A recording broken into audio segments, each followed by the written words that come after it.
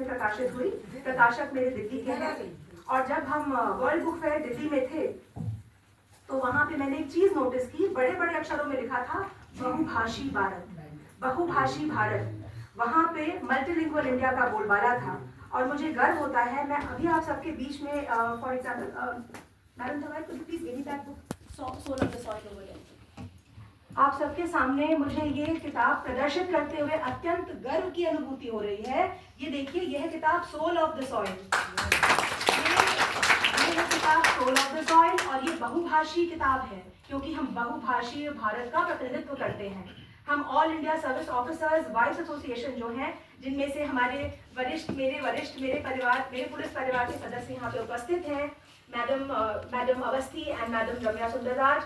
मुझे बताते हुए गर्व हो रहा है कि इसमें 3 भाषाओं का समागम है, हिंदी, छत्तीसगढ़ी और अंग्रेजी। इसका विमोचन 8 मार्च को माननीय सीएम साहब ने अभी इसी साल किया। पीछे एक कविता है, इस कविता को क्या मैं आपको सुना सकती हूँ, बिकॉज इस किताब की एक कविता है। जनता प्लीज अपना फीडबैक मुझे दीजिए, क्योंकि मैं आपको जरा भी बोर नहीं करना चाहती।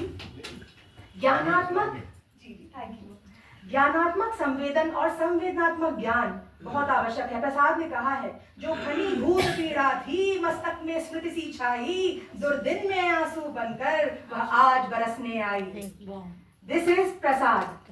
मुझे मेरे प्रोफेसर ने दिल्ली यूनिवर्सिटी में ये सिखाया कि तुमको अपनी जड़ों को कभी छोड़ना नहीं है, तभी जब तुम जितना भी ऊंचा उड़ोगी, जब गिरोगी ना तो नेस्त नाबूद नहीं होगी।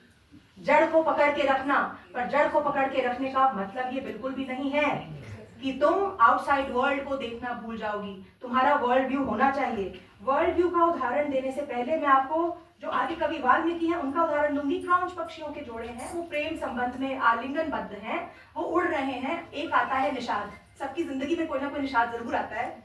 वो एक को मारता है, क्रॉन्च पक्षी, एक मर जाता है। कहते हैं कि उनमें इतना सम्मान, इतना प्रेम, इतना अधिकार होता है कि एक के मरते ही दूसरा तत्क्षण प्राणांत करता है। प्राणांत जब करता है तो उसी समय कहा गया है कि रामायण की रचना फिर आदि कवि करते हैं।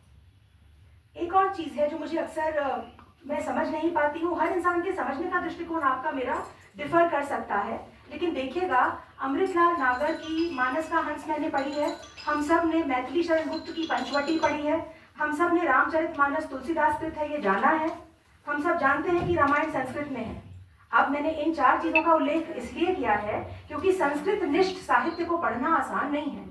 हर कोई शायद संस्कृत न जानता हो, शायद इसीलिए तुलसीदास की अवधि में लिखी गई जो रामचरितमानस है वो इतनी प्रसिद्ध हुई, क्योंकि हर व्यक्ति उसको बोल सकता था। तो कई बार भाषा को डिफिकल्ट होना आवश्यक नहीं है। भाषा सहजता से भी अपने कंटेंट को, अपनी बात को, अपने सार को कह देती है। अब ये देखिएगा, सुमित्रा नंदन पंत ने